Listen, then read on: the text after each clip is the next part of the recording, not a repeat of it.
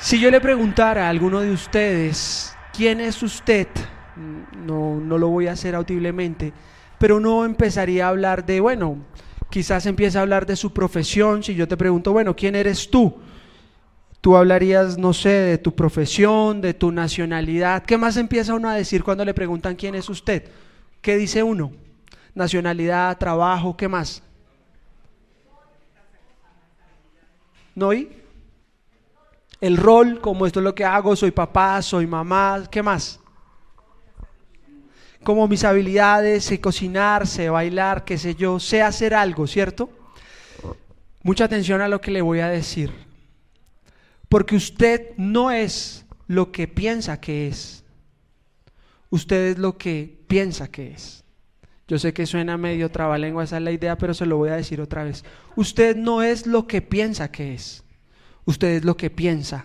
Dicho de otra manera, usted se convierte en aquello en lo que se la pasa pensando.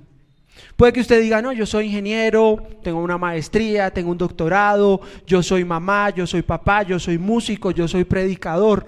Ese puede ser el rol que usted desempeña, pero le tengo una noticia. Aquello en lo que se la pase pensando es lo que determina a usted quién es realmente. ¿Nos guste o no nos guste? Satanás sabe eso y por eso utiliza la música en nuestras sociedades de una manera tan fuerte para cambiar la manera de pensar de una sociedad. Usted sabía, la música determina el estado de putrefacción de una sociedad. Ya lo decían los papás ya peleamos con los hijos diciendo, ¿y usted por qué escucha eso? ¿Se acuerda que era lo mismo que le decían sus papás en algún momento? ¿Y usted por qué escucha esa música?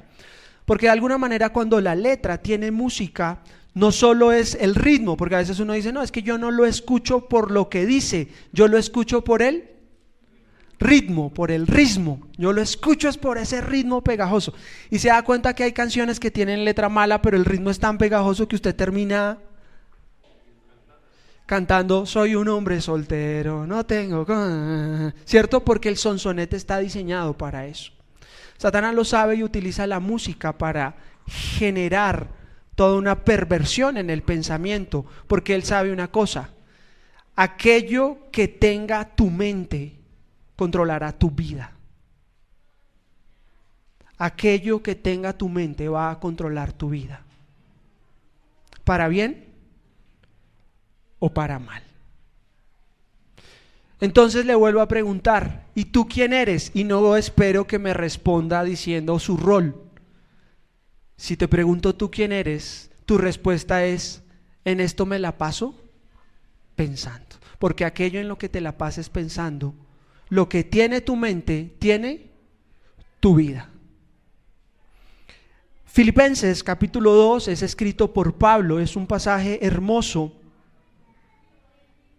Y dice el verso 4, no se ocupen solo de sus propios intereses. El concepto de ocuparse, el concepto de estar en una actividad, tiene nuestra mente, nuestro esfuerzo en eso que estamos haciendo. A veces uno llama a alguien y dice, ¿qué estás haciendo? No, es que estoy muy ocupado. Ese concepto de ocupado tiene la connotación también de la actitud de, no, estoy muy ocupado trabajando, en este momento estamos haciendo. Y aquí hay una advertencia fuerte de parte de Pablo, dice, no se ocupen ¿de qué? Solo de sus propios intereses. Algunos de nosotros tenemos la actitud de, primero yo, segundo yo, tercero yo y cuarto yo. Es lo que yo pienso, es lo que yo siento, es lo que yo hago, es lo que yo quiero tener. Esa es la forma del mundo, no del Hijo de Dios. La forma del mundo es Lucas capítulo 15, el hijo pródigo. Una persona que dijo, quiero mi dinero, lo quiero ya, lo quiero ahora y lo quiero gastar. Me quiero ocupar, ¿en qué? En lo que yo siento que debo hacer. Y por ocuparse solo en sus propios intereses, casi arruina su vida. Porque lo único que le preocupaba era sentirse bien. Ese es un peligro que estamos viviendo también, muchos lo hemos visto en la sociedad, muchos de nosotros también lo vivimos, y es, si te hace sentir bien, hazlo. ¿Sí? ¿Ha escuchado ese concepto en la sociedad? No, no importa si usted no le hace, pero si lo hace sentir bien, simplemente hágalo. ¿Qué es el problema? Aquello en lo que me la paso pensando me va a controlar. Y aquello en lo que yo me la pase pensando va a modificar mis emociones, va a modificar mi sentir. Lo hemos dicho de diferentes maneras. Siembra un pensamiento y cosecharás. Usted siembra un pensamiento, se la pasa pensando en eso. ¿Qué va a sembrar? ¿Qué va a recoger? Si tengo un pensamiento, aquello en lo que me la pase pensando me va a convertir, va a controlar mi vida. Siembro un pensamiento, ¿qué voy a cosechar? Una semilla es un pensamiento. ¿Qué cosecho? Antes de eso, una emoción. Tus emociones están controladas por tus pensamientos, para bien o para mal. Por eso decimos, no eres lo que piensas que eres lo que te la pasas pensando. Por eso alguien más acertado decía, es que una mente desocupada es el taller de Satanás. Siembra un pensamiento, cosecharás una emoción. Y cuando hay una emoción que yo sigo sembrando, ¿qué voy a cosechar? Siembro una emoción, ¿qué cosecho? Ahora sí, una acción. Usted hace lo que hace porque siente lo que siente, y usted siente lo que siente porque piensa lo que piensa. ¿Y usted por qué hizo eso? No sentía ganas o sentía ganas de hacerlo, ¿sí?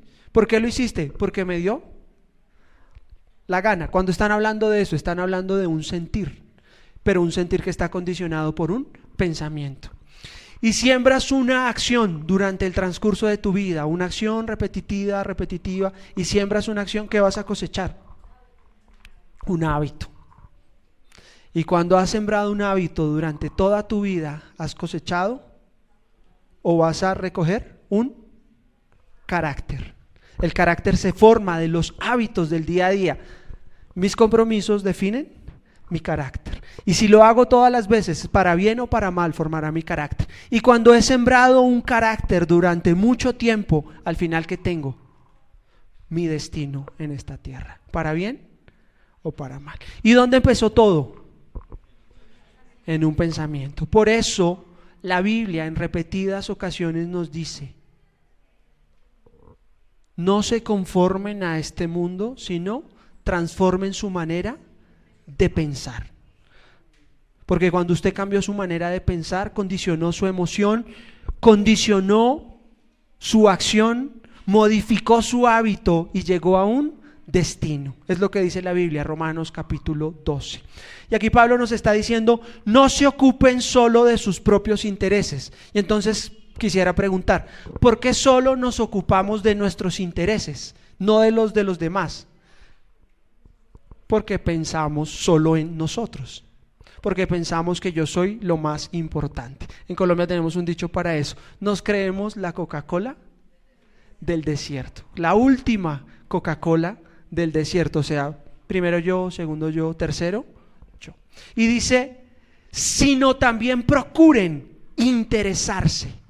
O sea, que la motivación no solo sea que yo esté bien, sino que mi interés también sea que los demás también puedan estar bien. Ese es el concepto de familia, de eso se trata la iglesia.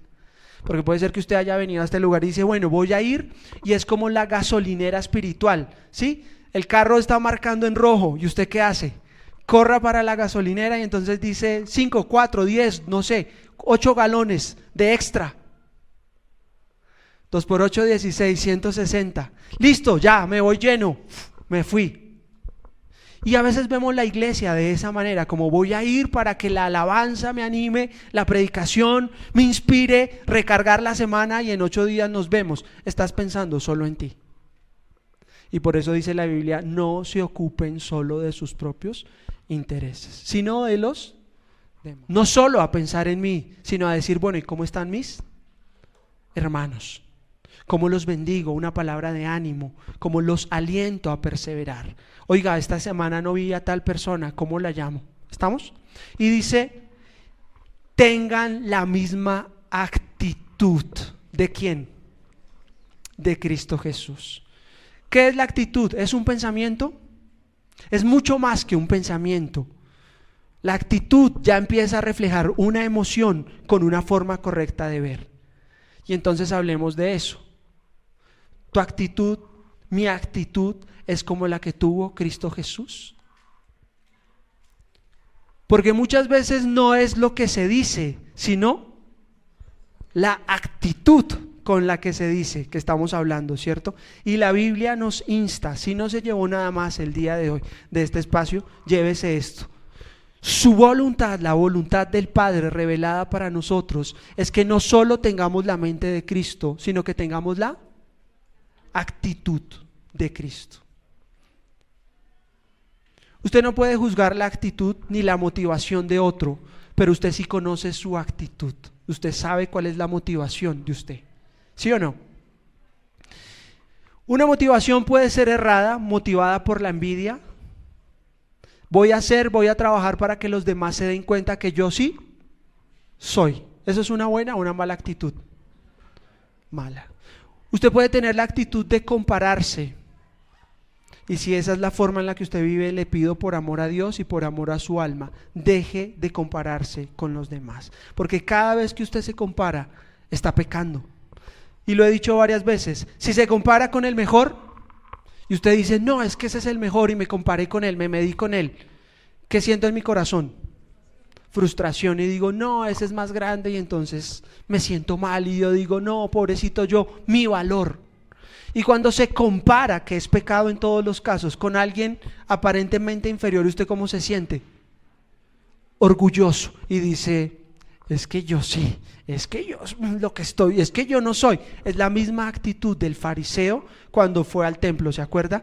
Y se arrodilla a orar y dice, Señor, te agradezco porque no soy como los gentiles. Oro 3 veces al día y traigo mis ofrendas. ¿Qué estaba haciendo él? ¿Es la misma actitud que hubo en Cristo? No, es la actitud que hay en una persona carnal. Pero entonces aquí se vuelve más difícil y uno dice, listo, quiero tener la actitud de Cristo y a eso he venido, que el Señor me enseñe cuál es la actitud. Gracias, Betico.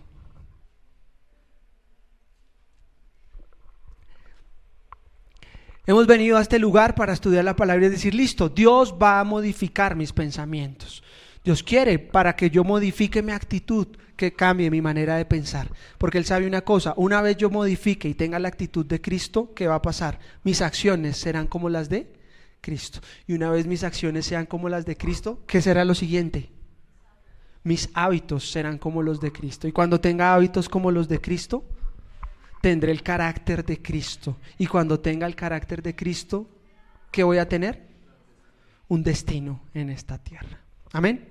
Entonces vamos a estar hablando en esta mañana de cómo tener la actitud de Cristo y por dónde empezar. Primer pasaje o segundo pasaje mejor, que quiero que revisemos. Romanos capítulo 8, verso 5. Este pasaje habla de las dos actitudes que uno podría tener. Dice 8:5. Los que están dominados por la naturaleza pecaminosa piensan en ¿qué? En las cosas pecaminosas. Y como están dominados por esa naturaleza, por esa inclinación a lo carnal, y pensaron solo en las cosas pecaminosas, ¿en qué va a resultar eso? Una actitud pecaminosa, una acción pecaminosa. ¿Dónde está la batalla real del cristiano? En la mente. Por eso dice la Biblia, la palabra de Cristo more en abundancia en vuestros corazones. ¿Qué es que la palabra more en abundancia?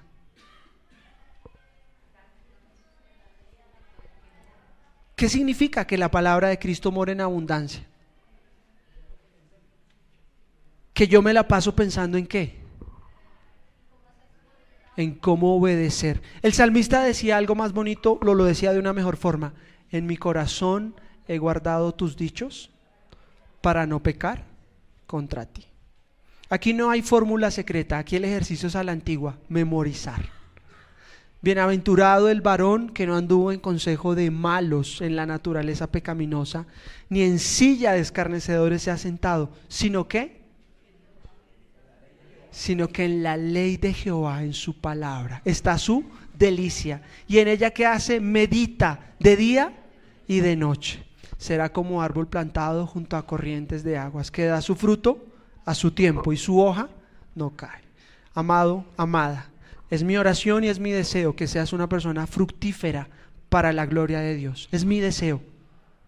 Pero tu parte será llenarte de la palabra de Dios, memorizarla, abrazarla, valorarla, no dejarla caer a tierra. Dice la Biblia que Samuel era un niñito de 12 años, y puede que usted esté sentado diciendo, no, eso es para los grandes. Samuel tenía 12 años, era un bebé. ¿Y sabe qué hacía cuando Dios le hablaba? No dejaba caer a tierra ninguna de las palabras de Dios. ¿Sabe qué significa eso? Que las atesoraba, que no las dejaba caer. Si Dios lo dijo, es importante, lo guardo en mi corazón. En mi corazón he guardado tus dichos. ¿Para qué? No pecar contra ti. Y hay un pasaje que es el favorito de la mayoría de nosotros, o bueno, muchos de los favoritos, Josué 1:8, que dice, nunca ¿qué? Se apartará de tu boca este libro de la ley, sino que de día y de noche. ¿Cuándo? De día y de noche. ¿Qué harás? Meditarás. Meditar no es otra cosa que ir a la palabra como estamos haciendo y volver a rumiarlo como las vacas. ¿Esto qué significa? ¿Esto cómo lo puedo aplicar? ¿Esto cómo lo puedo vivir? ¿Por qué? Porque cuando no se ha apartado de mi boca este libro de la ley ni de día ni de noche, y entonces haga conforme a todo lo que en él está escrito, ¿qué va a suceder? Le dice Dios a Josué, harás prosperar tu camino y todo te saldrá bien. Ese es un pasaje que suena lindo porque es como el éxito, no el de la 80, sino el éxito. Pero el éxito en la vida del cristiano no es el éxito que valora el mundo, no es la fama, el poder, el placer. El éxito en la vida del cristiano es aplicar lo que Dios tiene para su vida. Cuando el pueblo de Israel salió de Egipto, tenían que cruzar un territorio que más o menos, mal contado, se demoraban de 30 a 40 días en llegar. ¿Cuánto tiempo se demoraron? 40 años. Y cuando en Deuteronomio Moisés los vuelve a confrontar, les da de nuevo la ley, les dice, Dios los dejó en el desierto durante 40 años para probar el corazón de ustedes y para demostrarles una cosa: no solo de pan vivirá el hombre, sino de toda palabra que sale de la boca de Dios. Y usted puede decir, amén. Nosotros no vivimos solo de la galletica, el pan, el sancocho. El pueblo de Dios se alimenta de todo lo que sale de la boca de Dios. Moisés lo dice de una manera hermosa: no solo estas son palabras vanas, son vuestra vida. Porque cuando las obedezcas, el Señor respaldará tu vida, le dice al pueblo de Israel. Entonces lo que estamos meditando en esta mañana no es cosa vana, es tu vida. Porque tú no solo vives de la comida, sino de toda palabra que sale de la boca de Dios. Porque su palabra cambia tu mente, te ayuda a tener la perspectiva, la actitud correcta. Y cuando tu pensamiento y tu actitud han sido modificados, vas a cosechar una acción, un carácter, un destino, una vida, y es lo que Dios tiene planeado. Entonces dice, los que están dominados por la naturaleza pecaminosa, como el pecado los controla, piensan en cosas pecaminosas. No le voy a pedir que levante la mano, pero ¿cuántas veces durante semanas estás diciendo, ¿y por qué este pensamiento sigue en mi cabeza de pecar? ¿Por qué está ahí? ¿Qué podríamos decir? Porque es aquello en lo que has estado cultivando gran parte del tiempo. Cuando nosotros tenemos algunos casos de depresión, de desánimo, la depresión es ese sentimiento expuesto en el tiempo de desánimo durante el tiempo y lleva a la depresión. Lo primero que uno le dice a la persona es: ¿en qué te estás moviendo? ¿Qué es lo que te está llevando a ese tipo de pensamiento? Porque está tratando de llegar a la raíz. Y una buena cosa es decirle como, si la depresión se dispara cuando estabas sentado en esta sala, cambia la sala, llévalo a otro lugar, porque se está tratando de modificar la rutina para que el pensamiento también cambie de alguna manera. Y por el otro lado también dice, los que son controlados por el Espíritu Santo, ¿en qué piensan? En las cosas que agradan a Dios. Y ahí quiero hacer un alto en el camino. Dice la Biblia en Corintios capítulo 2, verso 10. Primeros Corintios 2:10.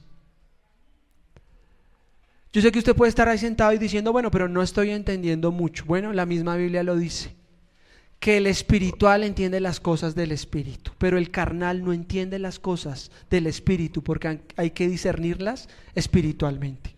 Entonces, hago un stop aquí. Si lo que yo te estoy diciendo te está sonando a mandarín, como a chino, revísalo, porque es posible que no tengas el Espíritu de Dios y no vas a entender las cosas espirituales. Y al respecto dice la Biblia, fue a nosotros a quienes Dios reveló esas cosas por medio de su Espíritu, pues su Espíritu investiga todo a fondo y nos muestra los secretos profundos de Dios. Nadie puede conocer los pensamientos de una persona excepto el propio espíritu de esa persona, y nadie puede conocer los pensamientos de Dios excepto el propio Espíritu de Dios. Verso 12. Y nosotros hemos recibido el Espíritu de Dios, no el espíritu del mundo, de manera que podamos conocer las cosas maravillosas que Dios nos ha regalado. Verso 13. Les decimos estas cosas sin emplear palabras que provienen de la sabiduría humana. En cambio, hablamos con palabras que el Espíritu nos da, usando las palabras del Espíritu para explicar las verdades espirituales. Pero los que no son espirituales no pueden recibir esas verdades de parte del Espíritu de Dios. Todo les suena ridículo y no pueden entenderlo, porque solo los que son espirituales pueden entender lo que el Espíritu quiere decir. Una familia donde yo voy no solo a pensar en mí, sino a decir, bueno, ¿y cómo están mis hermanos? ¿Cómo los bendigo? Una palabra de ánimo, ¿cómo los aliento a perseverar? Oiga, esta semana no vi a tal persona, ¿cómo la llamo? ¿Estamos? Y dice, tengan la misma actitud. ¿De quién? De Cristo Jesús. ¿Qué es la actitud? ¿Es un pensamiento? Es mucho más que un pensamiento. La actitud ya empieza a reflejar una emoción con una forma correcta de ver. Y entonces hablemos de eso. Tu actitud, mi actitud, es como la que tuvo Cristo Jesús. Porque muchas veces no es lo que se dice, sino la actitud con la que se dice que estamos hablando, ¿cierto? Y la Biblia nos insta, si no se llevó nada más el día de hoy de este espacio, llévese esto. Su voluntad, la voluntad del Padre revelada para nosotros, es que no solo tengamos la mente de Cristo, sino que tengamos la actitud de Cristo. Usted no puede juzgar la actitud ni la motivación de otro, pero usted sí conoce su actitud. Usted sabe cuál es la motivación de usted. ¿Sí o no? Una motivación puede ser errada, motivada por la envidia. Voy a trabajar para que los demás se den cuenta que yo sí soy. ¿Eso es una buena o una mala actitud? Mala. Usted puede tener la actitud de compararse. Y si esa es la forma en la que usted vive, le pido por amor a Dios y por amor a su alma, deje de compararse con los demás. Porque cada vez que usted se compara, está pecando. Y lo he dicho varias veces, si se compara con el mejor, y usted dice, no, es que ese es el mejor y me comparé con él, me medí con él, ¿qué siento en mi corazón? Frustración, y digo, no, ese es más grande, y entonces me siento mal, y yo digo, no, pobrecito yo, mi valor. Y cuando se compara, que es pecado en todos los casos, con alguien aparentemente inferior, ¿usted cómo se siente? Orgulloso, y dice, es que yo sí, es que yo lo que estoy, es que yo no soy. Es la misma actitud del fariseo cuando fue al templo, ¿se acuerda? Y se arrodilla a orar y dice, Señor, te agradezco, porque no soy como los gentiles. Oro 3 veces al día y traigo mis ofrendas. ¿Qué estaba haciendo él? ¿Es la misma actitud que hubo en Cristo? No, es la actitud que hay en una persona carnal. Pero entonces aquí se vuelve más difícil y uno dice, listo, quiero tener la actitud de Cristo y a eso he venido, que el Señor me enseñe cuál es la actitud. Gracias, Betico.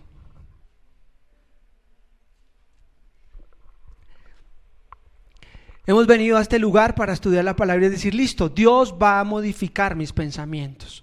Dios quiere para que yo modifique mi actitud, que cambie mi manera de pensar. Porque Él sabe una cosa, una vez yo modifique y tenga la actitud de Cristo, ¿qué va a pasar? Mis acciones serán como las de Cristo. Y una vez mis acciones sean como las de Cristo, ¿qué será lo siguiente?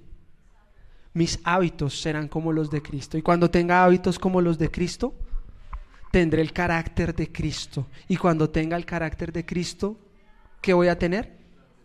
Un destino en esta tierra. Amén. Entonces vamos a estar hablando en esta mañana de cómo tener la actitud de Cristo y por dónde empezar. Primer pasaje o segundo pasaje mejor que quiero que revisemos. Romanos capítulo 8 verso 5. Este pasaje habla de las dos actitudes que uno podría tener. Dice 8:5. Los que están dominados por la naturaleza pecaminosa piensan ¿en qué? En las cosas pecaminosas.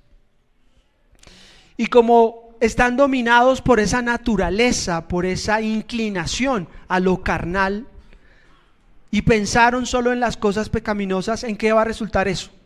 Una actitud pecaminosa, una acción pecaminosa. ¿Dónde está la batalla real del cristiano? En la mente. Por eso dice la Biblia, la palabra de Cristo more en abundancia en vuestros corazones. ¿Qué es que la palabra more en abundancia?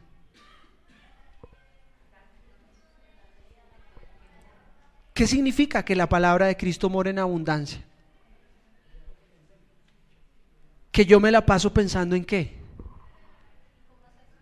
En cómo obedecer. El salmista decía algo más bonito, lo decía de una mejor forma. En mi corazón he guardado tus dichos para no pecar contra ti. Aquí no hay fórmula secreta, aquí el ejercicio es a la antigua, memorizar. Bienaventurado el varón que no anduvo en consejo de malos en la naturaleza pecaminosa, ni en silla de escarnecedores se ha sentado, sino que en la ley de Jehová, en su palabra, está su delicia. Y en ella, ¿qué hace? Medita de día y de noche. Será como árbol plantado junto a corrientes de aguas, que da su fruto a su tiempo y su hoja no cae. Amado, amada, es mi oración y es mi deseo que seas una persona fructífera para la gloria de Dios. Es mi deseo. Pero tu parte será llenarte de la palabra de Dios, memorizarla, abrazarla, valorarla, no dejarla caer a tierra. Dice la Biblia que Samuel era un niñito de 12 años, y puede que usted esté sentado diciendo, no, eso es para los grandes. Samuel tenía 12 años, era un bebé. ¿Y sabe qué hacía cuando Dios le hablaba? No dejaba caer a tierra ninguna de las palabras de Dios. ¿Sabe qué significa eso? Que las atesoraba, que no las dejaba caer. Si Dios lo dijo, es importante, lo guardo en mi corazón. En mi corazón he guardado tus dichos. ¿Para qué?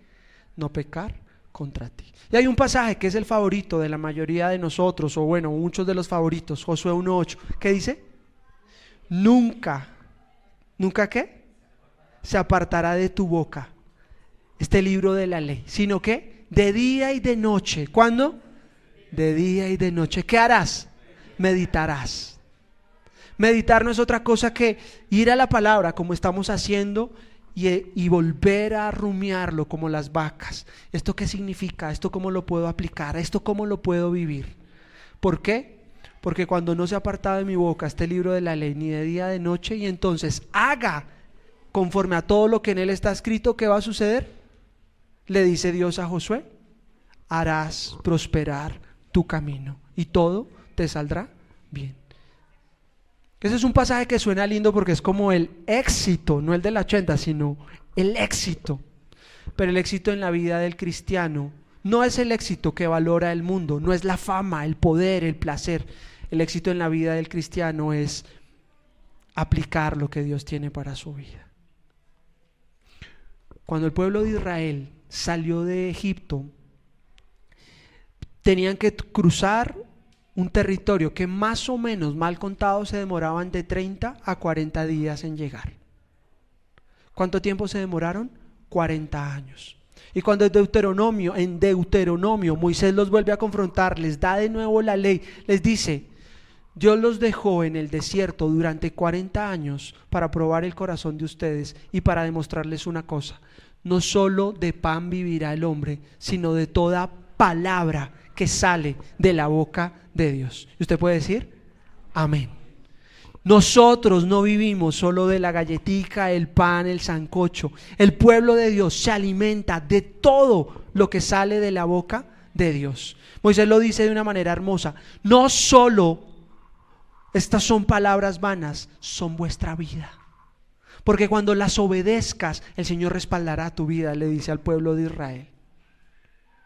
Entonces lo que estamos meditando en esta mañana no es cosa vana, es tu vida. Porque tú no solo vives de la comida, sino de toda palabra que sale de la boca de Dios. Porque su palabra cambia tu mente, te ayuda a tener la perspectiva, la actitud correcta. Y cuando tu pensamiento y tu actitud han sido modificados, vas a cosechar una acción, un carácter, un destino, una vida, y es lo que Dios tiene planeado. Entonces dice: los que están dominados por la naturaleza pecaminosa, como el pecado los controla, piensan en cosas pecaminosas.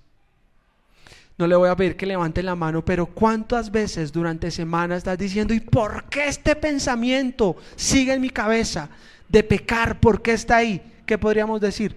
Porque es aquello en lo que has estado cultivando gran parte del tiempo. Cuando nosotros tenemos algunos casos de depresión, de desánimo, la depresión es ese sentimiento expuesto en el tiempo de desánimo durante el tiempo y lleva a la depresión. Lo primero que uno le dice a la persona es: ¿en qué te estás moviendo? ¿Qué es lo que te está llevando a ese tipo de pensamiento? Porque está tratando de llegar a la raíz. Y una buena cosa es decirle como: si la depresión se dispara cuando estabas sentado en esta sala, cambia la sala, llévalo a otro lugar. Porque se está tratando de modificar la rutina para que el pensamiento también cambie de alguna manera. Y por el otro lado también dice: los que son controlados por el Espíritu Santo, ¿en qué piensan? En las cosas que agradan a Dios. Y ahí quiero hacer un alto en el camino.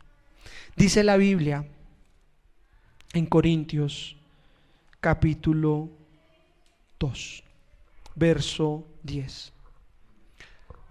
Primeros Corintios 2:10.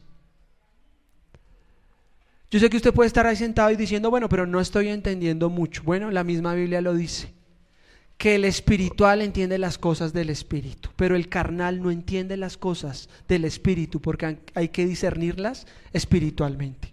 Entonces hago un stop aquí. Si lo que yo te estoy diciendo te está sonando a mandarín, como a chino, revísalo. Porque es posible que no tengas el Espíritu de Dios y no vas a entender las cosas espirituales. Y al respecto dice la Biblia: fue a nosotros a quienes Dios reveló esas cosas por medio de su Espíritu, pues su Espíritu investiga todo a fondo y nos muestra los secretos profundos de Dios.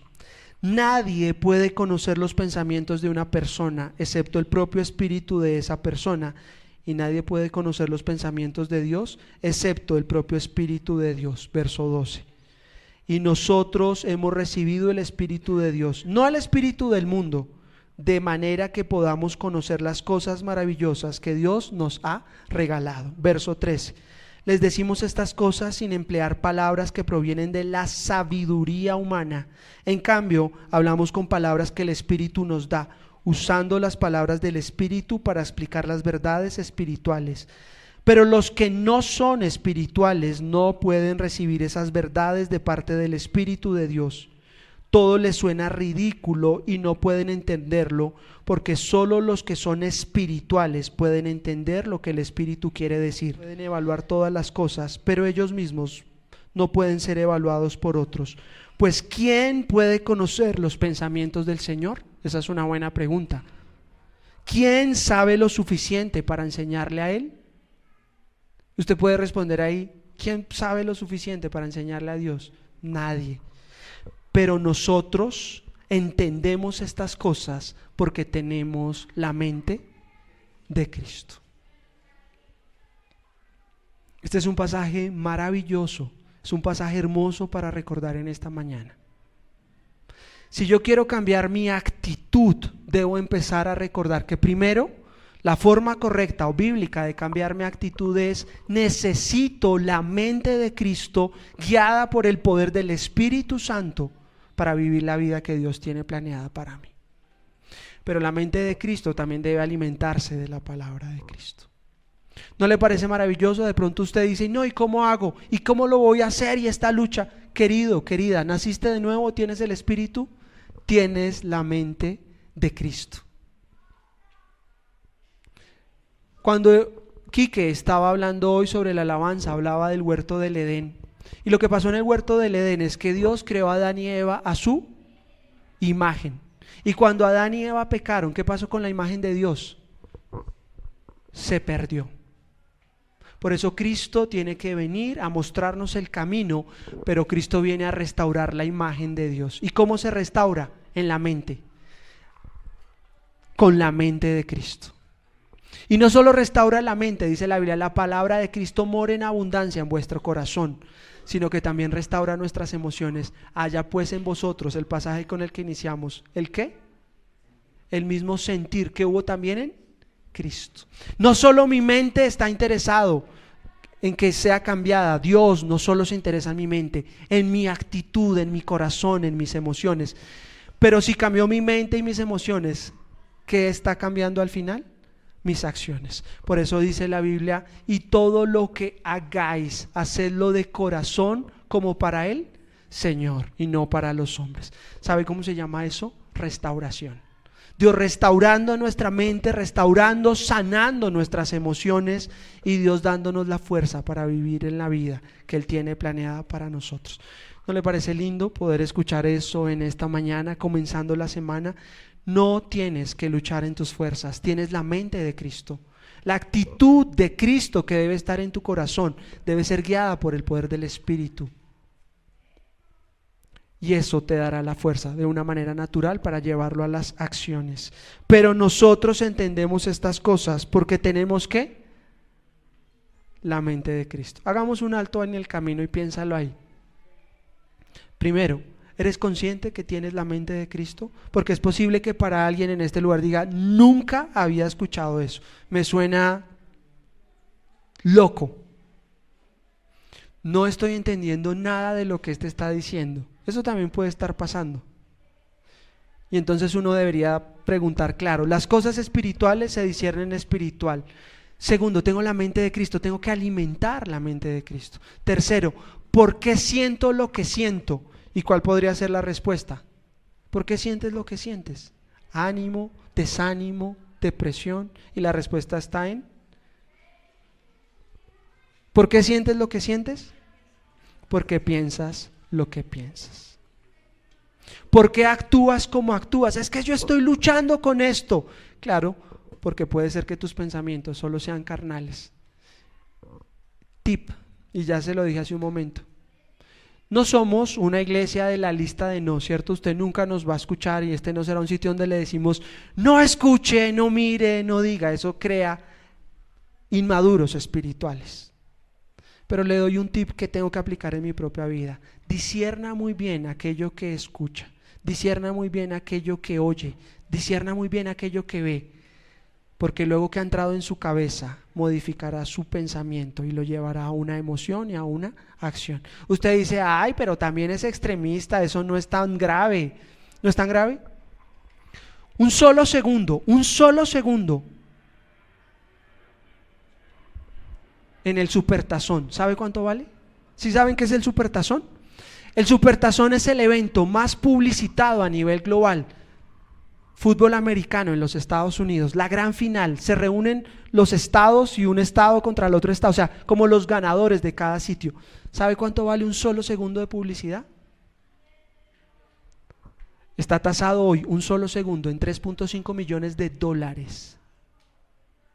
Un segundo. No se consiguen espacios para publicitar. ¿Por qué cree? Porque los publicistas saben algo. Un solo pensamiento colocado en el lugar correcto modificará la acción de la persona. Entonces te dicen, no, no es tan grave que yo vea eso. Un solo segundo. Un solo segundo. No soy lo que pienso que soy. Soy aquello en lo que me la paso pensando. Acompáñenme a Isaías, que lo dice de la misma manera, pero como más romántico. No de la misma manera, sino de una manera más poética. Isaías capítulo 26, verso 3. Y es posible que tú hayas dicho, bueno, vamos hoy a la iglesia porque vamos a buscar a Dios y yo quiero la paz de Dios. Y aquí está la respuesta de parte de Dios para tu vida. Dice Isaías capítulo 26, verso 3. El Señor guardará en perfecta paz a todos los que confían en Él, a todos los que ¿qué? Concentran en ti sus pensamientos. Reina Valera dice, como tú guardarás en completa paz a aquel cuyos pensamientos en ti persevera. ¿Quieres la paz de Dios? ¿Quieres vivir una vida emocional más tranquila, tener una acción? Este pasaje nos está dando la clave. ¿Cuál es la clave según ese pasaje?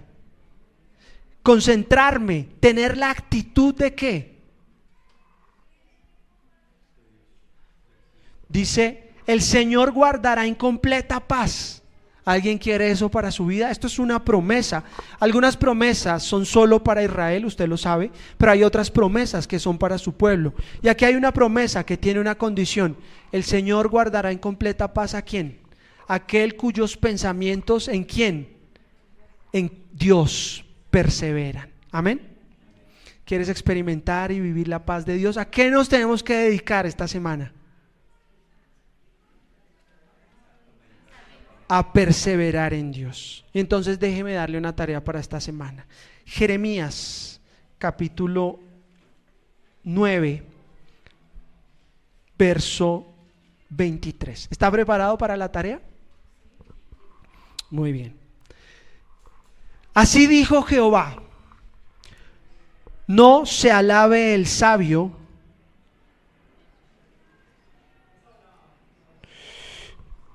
¿quieren Reina Valera o Nueva Traducción Viviente? A Eddie démosle gusto a Eddie.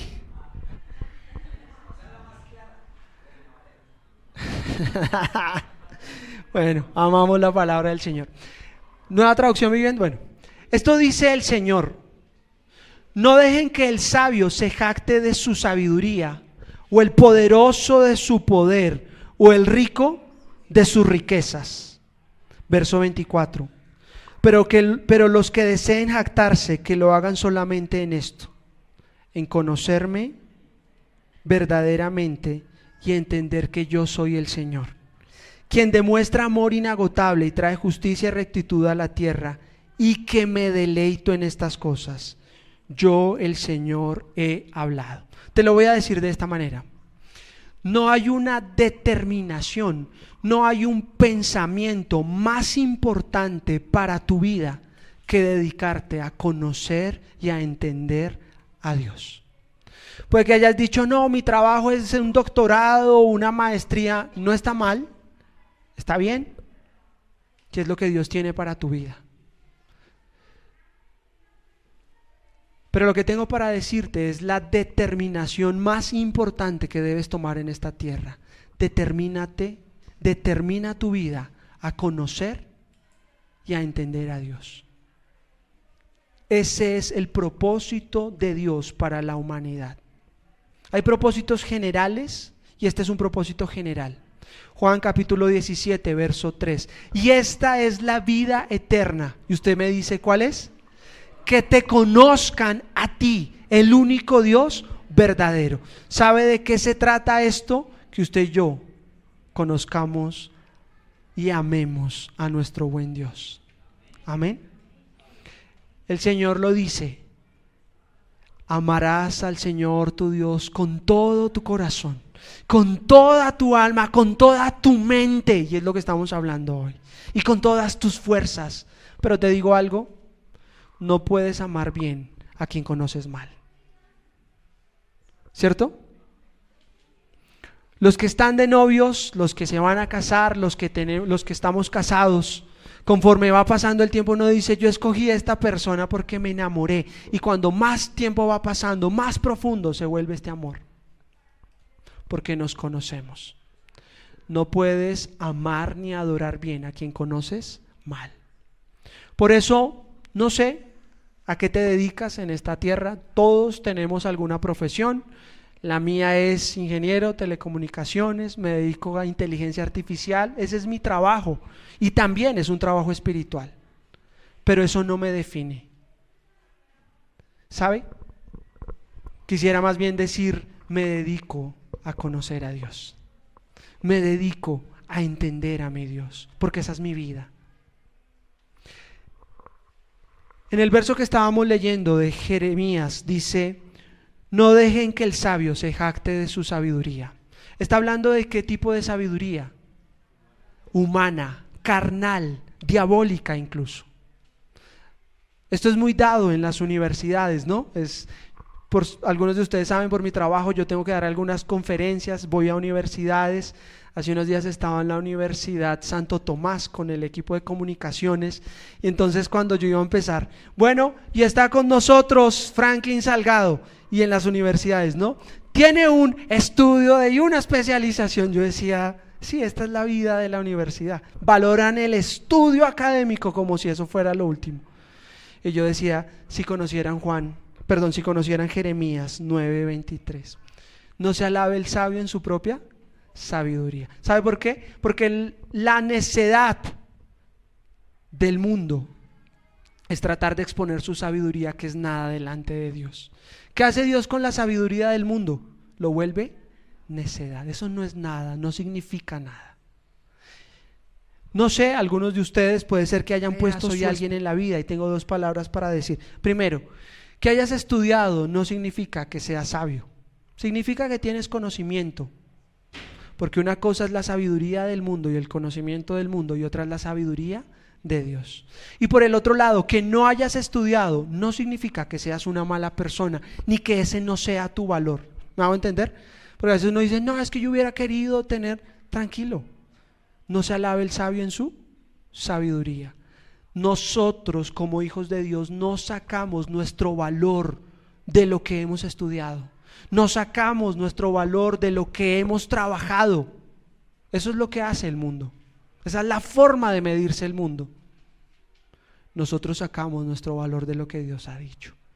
Y Dios ha dicho, somos su especial tesoro, su pueblo. ¿Y a qué nos dedicamos? A conocerlo. Y continuamos conociéndolo. Esto es una paradoja, porque Dios es tan grande que no terminaremos de conocerlo. Es tan grande que la eternidad no nos alcanzará para conocerlo. Dice, esta es la vida eterna. O sea, ¿a qué nos vamos a dedicar? A conocerlo, gloria a Dios. Y algunos de ustedes ya han empezado, otros de ustedes están empezando. Qué maravillosa tarea conocer a nuestro Dios. Y no se alabe el sabio, no se alabe el poderoso. Esto es lo que valora el mundo. Es que soy fuerte, no soy débil, yo no me la dejo montar de nadie. O el rico en su riqueza, es que yo tengo mucho y saco mi valor de eso. Bueno, las riquezas tienen alas como de águilas. Un día las tenemos, puede ser que el otro día no las tengamos. Por eso la Biblia dice en 1 Timoteo, dile a los ricos de este siglo que no pongan su esperanza en las riquezas, sino más bien que sean ricos en buenas obras, que atesoren para lo eterno. Claro, que disfruten todo lo que tienen, porque toda buena dádiva, dice Santiago, viene del Padre de las luces, en el cual no hay mudanza ni sombra de variación. Queremos disfrutar lo que Dios nos da, pero ahí no está nuestra confianza. Queremos disfrutar lo que Dios nos bendice grandemente, pero esa no es nuestra vida. ¿Cuál debería ser nuestra vida? ¿Cuál debería ser nuestra mayor determinación? ¿A qué deberíamos dedicarnos? A conocerlo y a entenderlo. Y esto se vuelve más difícil. Mientras el conocimiento está hablando de un conocimiento teórico, el entenderlo está hablando de un conocimiento práctico. Tremendo, ¿no le parece? Y déjeme terminar con este pasaje, Efesios capítulo 1, verso 4, para hablar de eso.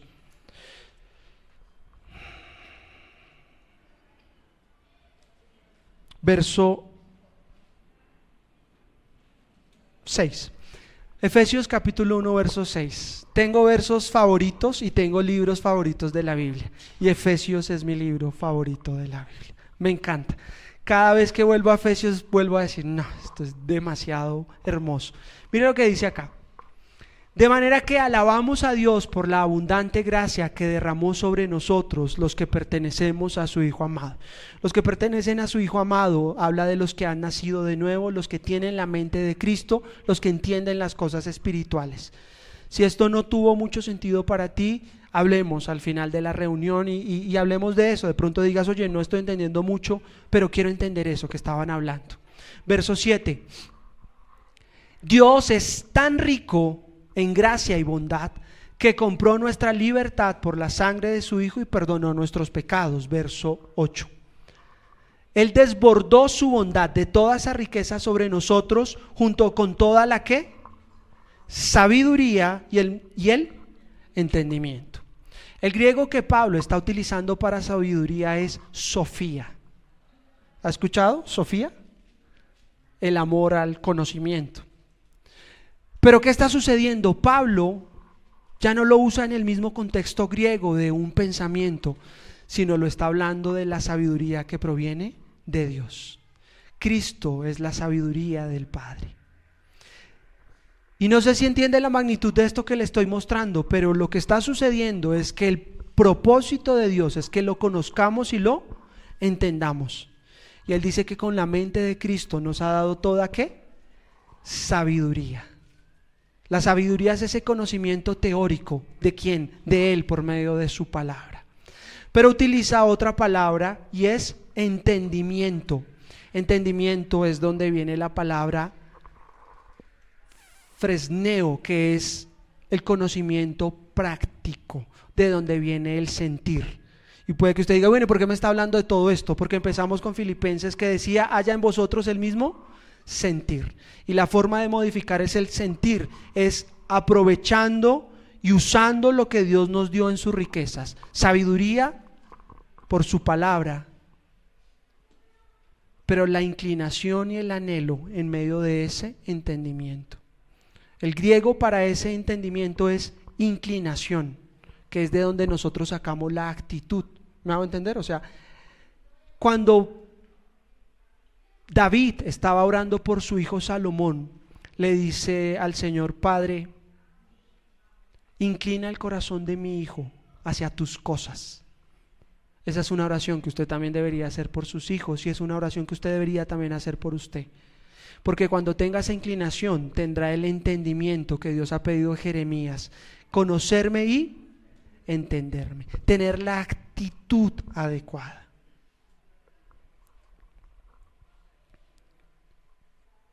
Es lindo meditar en esta mañana que es en Cristo que sabemos quiénes somos y para qué estamos en esta tierra. Que en Cristo están los tesoros. Efesios capítulo 1 dice, nos bendijo con toda bendición espiritual en los lugares celestiales. Y sus bendiciones son tan grandes que derramó sobre nosotros todo entendimiento y toda sabiduría. El cristiano no es alguien que va por el mundo diciendo, ¿qué hago para ser sabio? Sino es alguien que ya en Cristo tiene la sabiduría y el entendimiento. ¿Se da cuenta que a veces uno es imprudente al hablar? Que a veces simplemente dice palabras, es porque no está disfrutando de la sabiduría y el entendimiento. El griego de ese entendimiento que está ahí es la capacidad de aplicar correctamente el consejo de Dios, de vivir lo que Dios tiene planeado, de hablar cuando tiene que hablar y de callar cuando tiene que callar. Es esa capacidad de ver la vida y no tomar decisiones impulsivamente, sino de decir, ¿qué dice el consejo de Dios? Su sabiduría. Y ahora con el entendimiento que Él me da, la aplicación. Yo tengo el privilegio de liderar la congregación y cuando alguien no me conoce, entonces es normal que me diga como pastor y yo le digo, bueno, para mí es más bonito Frank, somos amigos, somos hermanos. Y ayer estaba visitando un hermanito nuestro y me dice en medio de eso, no, pastor, y yo, Fran está bien, no, pastor, es que usted es más cercano a Dios, entonces siga orando por mí. Y yo quisiera decirle a él en ese momento, estaba enfermo, no iba a darle una predicación en medio de todo. Pero hubiera querido decirle como, tenemos roles diferentes porque tengo un llamado, pero tú y yo tenemos el mismo espíritu. Tenemos roles diferentes porque tengo un don, tú tienes otro don, pero tú has sido bendecido con toda sabiduría y con todo entendimiento.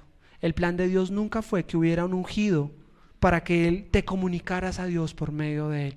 El plan de Dios siempre fue que lo conocieras y lo entendieras, todos al mismo nivel. Y por eso repetimos domingo tras domingo en este lugar: Cristo, la cabeza, es el principal, y debajo de Cristo todos nosotros como hermanos con roles diferentes, pero a Él sea la gloria en la iglesia y en Cristo Jesús por todas las generaciones. Qué lindo poder disfrutar de la mente de Cristo por lo que Él ha hecho. Y eso es lo que vamos a hacer en un momento. Vamos a tomar la cena con el entendimiento espiritual. Usted no es alguien que tiene que salir a buscar, ¿y ahora qué hago con mi vida? Usted es alguien que puede abrazar lo que Dios ya está haciendo. Con la persona que tiene ahí al lado, dígale qué es lo que siente que Dios hoy le recordó o le enseñó y cómo lo puede aplicar.